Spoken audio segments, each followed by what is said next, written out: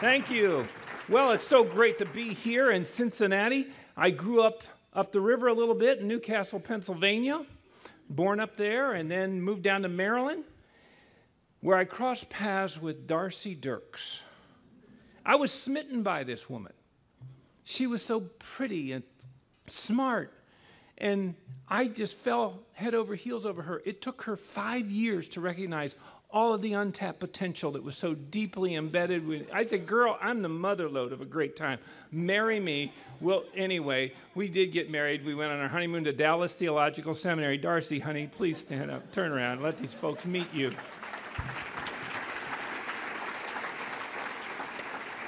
She's a wonderful, wonderful lady, and I am so grateful that for the past 40 years, we've been taking on life together, side by side, trying to live out a life, a calling that God gave us when we said, I do.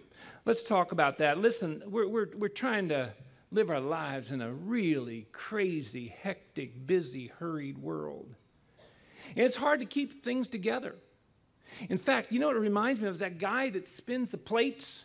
You know, have you ever seen a guy at the circus or on television? I've always wanted to do this with someone else's dishes.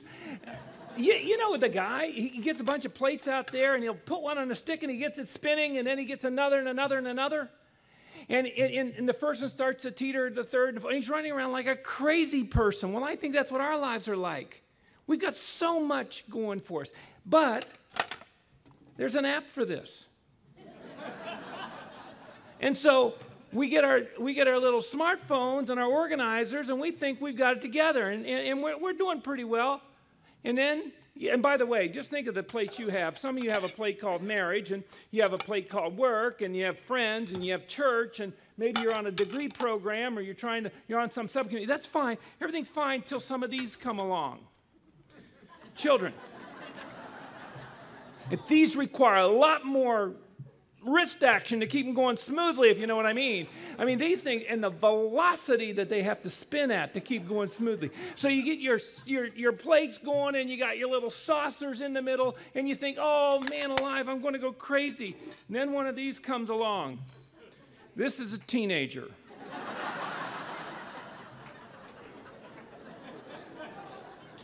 Not a saucer anymore. It's not a plate yet. Just thinks it is. Wants all the privileges of a plate, but doesn't have any money. And it sure has a mind of its own when you try and put some spin on it. Well, I don't know about you, but I mean, there was a time in our life where we were spinning 3 platters at one time. And so we just go crazy. And then when you add to it all, not just the fact that we have a hurried world and a hurried culture surrounding us, but we have an antagonistic culture surrounding us. We have this sexualized culture that carpet bombs us 24/7. And we need help. Now, if we didn't have the Lord, we'd take the normal path that most parents take, and that's they snort those lines every day of that success illusion. And then they want to pass that on to their kids, thinking, if I just build my kids up to be a success and aim at the future of success, well, they've got it made. The problem is that's aiming low. Because success is measured in our culture 4 ways: wealth, beauty, power, fame. Nothing wrong with any one of those unless that's the whole sum total of your reason for living. And then you realize at the end of it all, man, I really messed up. But no, we are people of the way, the truth, and the life. We can do better than this. And yet it's easy for us too to get off course. And when I look at my fellow Christian friends and parents that are trying to raise their kids in this antagonistic culture, I see a lot of them going down the path that's so easy to go, and that's spiritual performance. I just want us to have, our kids to act the right way. But unfortunately, this has a bad habit of raising a bunch of shallow kids. And many times kids are angry, or they get into sin management. Let's just look the part, image control. But that's a bankrupt hand too. And it often sends kids into the future with a chip on their shoulder. And then there's a lot of fear-based parents. And frankly, when we look at how antagonistic culture it is, I can see why people would be afraid. But once again, if that's where we're coming from as parents, we're going to lose. Because, see, we worship a mighty God. He is sitting on a throne. His nickname in the Bible is the Alpha and the Omega. That's the first and last letters of the Greek alphabet. It would be like saying, I'm the A to the Z. I'm the God who had the first word, and I'm the God who's going to have the last one. So the last people in the world that should be afraid of just about anything are we people who have put our faith in Jesus Christ. And yet, when we look around and see what's coming at our kids, and we have these feet of clay we walk on, I can see why. And Darcy and I were just like you folks, you parents. We realized we needed help. And we went to the Word and we found it there. It dawned on us one day, we said, wait a minute. All those plans, that sin management, that image control, all that stuff, that's outside in parenting. That's all, that performance stuff is all parenting done on our power, but we're limited. And then we realized, wait a minute, God's a parent. He's parenting us. And we thought, I wonder if we could take what he's doing as a parent to us and quantify it in such a way that can become our plan for parenting. And that's where the grace-based parenting strategy came from. In fact, you were given a little card on your table, and there's 4 levels of the grace-based strategy. I'm going to unpack one of them there, the second one on freedoms.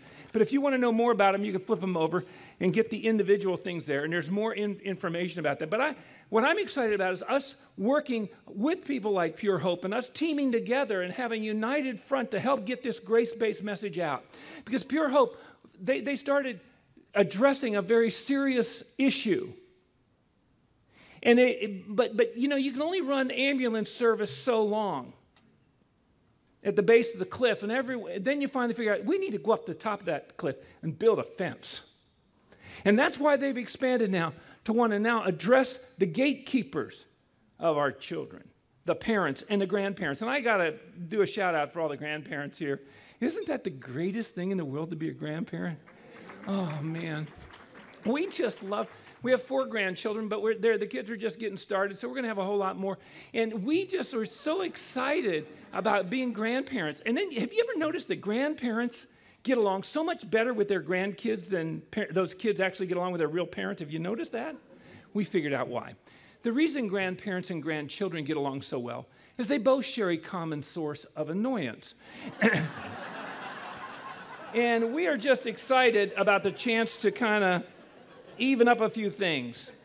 What I want to do with you is I want to show you one level of that grace-based strategy. Because grace-based parenting is simply, I can summarize it in one sentence. It's simply treating your children the way God treats his children. It's treating your kids the way God treats you.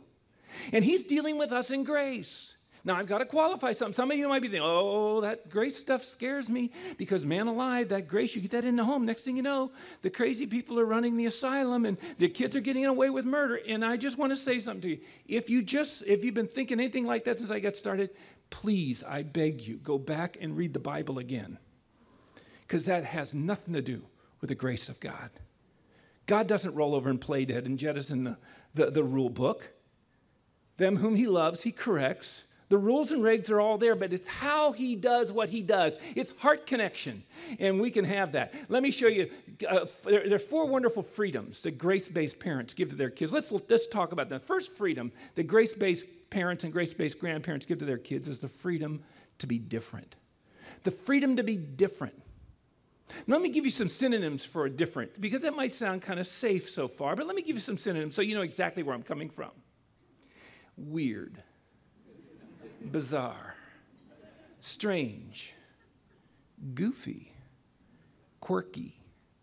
Grace-based parents have room for those kind of kids. Sin management parents, behavioral modification parents don't. Image control parents don't have room for that. Performance-based parents do not have room for a weird, bizarre, strange, goofy, quirky kid, because those kind of kids annoy us and they embarrass us. Now, one of the best ways to develop an attitude towards grace towards your kids is practice it with your spouse. Talking about a need to be different. We need to give the freedom for our spouse to be different. Now, we didn't realize this when we married, because when we married, we thought we were clones of each other. We loved the same things before we got married. We lived down in Annapolis, Maryland, and Darcy would call, before we got married, she loved football. She loved it. She'd call me up. You know, the Redskins are on tonight. You want to come over and watch the game? Well, yeah. And I go over there, and she'd sit next to me, and she'd make cool stuff to eat, and she'd sit next to me on the couch with her feet up in a hassock, and holding my hand, and she'd watch the entire game. She watched so much football, she figured out players' names, figured out defenses. She figured out that the numbers on their jersey correspond to their position on the field. Most women don't know that. Most men don't know that. Unless you played the game, you don't realize that their number tells the officials what position they play. If she ever got up, she never walked between me and a television set.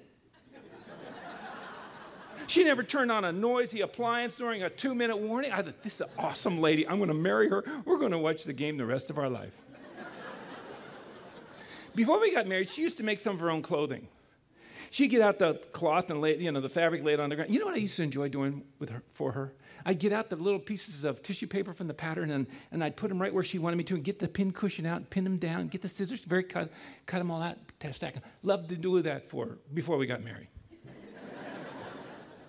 And then we got married. The game came on. Hey, Darcy, sit down and watch the game with me.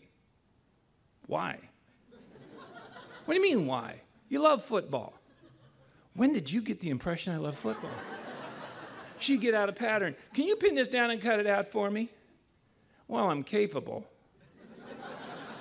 But I'm not nuts about the idea. But I thought you enjoyed it. When did I give you that impression? Okay, now I know what some of you are thinking. Tim and Darcy Kimmel are so pathetic. They had to deliberately deceive each other to get the other person to marry them. Now, we're not questioning the pathetic part, but we did not deceive each other because before we got married, she liked football and I liked to help her cut junk out. And then we got married. And you know what happened to us after we married? It's very important. We changed. We changed. Happens all the time. I hear people say, you got to marry somebody you have a lot in common with in order to have an effective marriage. I disagree with that. I mean, if you can line it up, good for you, but I don't think it's critical because it really doesn't matter who you marry. That's not who you're married to 5 years later. And I'm not talking about divorce. I'm just talking about life. Life changes us. And so you got to have grace to get through. We need grace with each other in our marriage. We need a grace with our kids. You have little boys. You put them in the backyard to play. What do? They do a headbutt into the tree. Boom, right into it. You think, what is wrong? And then they go, boom, right into the wall. They're little boys. They do that. They're weird. You have little girls? They talk to imaginary people. Give them anything. You give them a piece of dirt, they'll name it. Give them a bunch of little dolls like Barbies. Give them 4 or 5 Barbies. They'll play The View. They'll get in there, and then they'll have like Whoopi over here, and a little blind conservative here, and then the little redhead that ticks everybody off, and they're just going over. That's little girls. Hand a Barbie doll to her brother. He bites the head off, throws it like a grenade. They're little children. And then they become teenagers. They go over to a friend's house to get a haircut. Friend gets out the weed eater, and then they go into mother's cabinets and get the L'Oreal, mix some colors up and trying to do something interesting. Comes home with his little hairdo. Little blue, little green, little pink, little yellow, spiked out. Comes into the kitchen. Mother looks at him. I don't think Jesus would be very pleased with your hair. I mean, she goes for the heavy artillery, and while she's at it, she just broke one of the Big Ten. She just took Jesus' name in vain. She misapplied God's name to her selfish agenda because her kid looks like an idiot.